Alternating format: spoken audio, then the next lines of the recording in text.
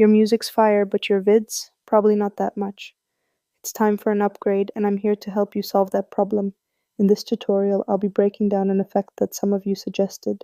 But real quick, before we get into it, if you want to save time and edit like a pro, check out the presets linked in my description. Feel free to grab them, and let's get right into it. I have 2 clips here with no effects applied yet. We're going to transition from this clip and zoom out of the escalator. Here it kind of zooms out of the window and the window rolls up. Duplicate your layer. I'm going to right click on this, go to time and make a freeze frame on that layer right there. Now I'm going to go ahead and stretch the freeze frame over the clip, just so that it kind of plays over the bottom clip like that. And we want the freeze frame to end as we were transitioning into the next clip.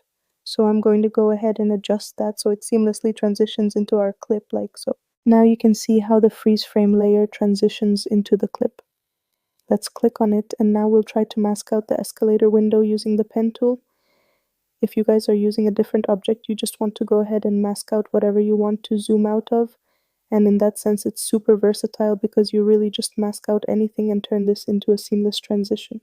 For the sake of the tutorial, I'm just doing a super rough mask. Now you can see that our mask is overlaying over our clip. And now you can see we just have the window kind of masked out. It goes into the mask and we're going to invert it. And then what I like to do with the mask is add a little bit of feather to kind of soften up. Open Transform Panel, go to the end of the mask out layer and keyframe the position and also the scale. Then go to the first frame of our mask. We're going to go ahead and scale that up a lot and adjust the position so now we've got that window just outside of our scene.